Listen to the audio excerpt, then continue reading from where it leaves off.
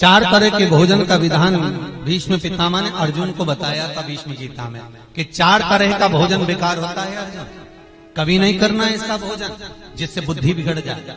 पहला, जिस भोजन की थाली को कोई लांग कर चले जाए वो नाली में पड़े हुए कीचड़ के बराबर होता है महाराज।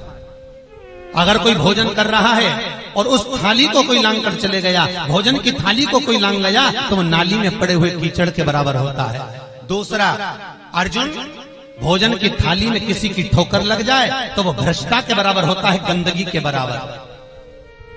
अगर ठोकर लगी हुई भोजन को करता है तो भ्रष्टा के बराबर है, गंदगी के बराबर। तीसरा, अर्जुन अगर भोजन की थाली में बाल पड़ा है, केश पड़ा है तो वो दरिद्रता को देने वाला होता है। जिस दिन थाली में बाल मिले उस दिन समझ लेना या तो कमर दुखेगी, सिर दुखेगा, नेत्र भारी होंगे या कहीं ना कहीं कुछ ना कुछ दुख तकलीफ आएगी ही, चाहे वो धन खर्च हो, पैसा खर्च हो या व्यापार नहीं चले, दरिद्रता देता है। चौथा, सुन अर्जुन, पति और पत्नी अगर एक ही थाली में भोजन कर रहे हैं, एक साथ बैठकर भोजन कर रहे हैं तो वो मदिरा के तुल्य होता है। ये चार तरह का भोजन बताया है महाराज। पहला ठोकर लगा हुआ, दूसरा लांगा हुआ, तीसरा बाल पड़ा हुआ और चौथा पति और पत्नी अगर एक ही थाली में भोजन कर रहे हैं तो वो मदिरा के तुल्य है। और सुन अर्जुन, जिस थाली में पति ने भोजन करा और पति भोजन कर कर उड़ गया और उसी थाली में अगर घर की धर्म पत्नी उसी थाली में भोजन करती है तो चारों तीर्थों के महाप्रसाद से बड़ा वो महाप्रसाद बन जाता है, चारों तीर्थों के बराबर प्रसाद के तुल्य हो जाता है।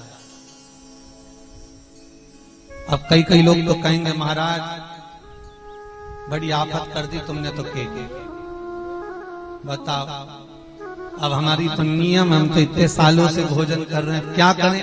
तो निवेदन है, साथ भोजन करने का मना नहीं कर रहे, बस एक थाली में भोजन करने का मना कर रहे हैं। एक थाली, तुम्हारा नियम है कि दोनों एक साथ भोजन करते हो, बड़े प्रेम से करो, पर दो थाली लगा लो, दोनों साथ बैठ जाओ, मना नहीं है, पर थाली एक नहीं होना चाहिए, थाली एक नहीं होना।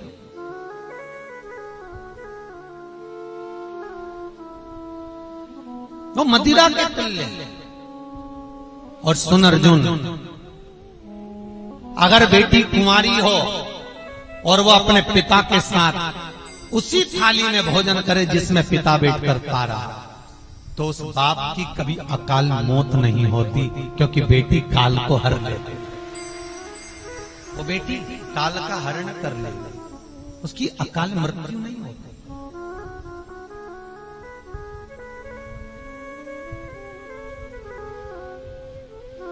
हाँ, जब बेटी की शादी हो जाए, गोत्र बदल गया, तब आप उसके साथ भोजन ना करें, पर बेटी कुंवारी है तो पिता के साथ भोजन करें, अपने बाबू के साथ, अपने पिता के साथ।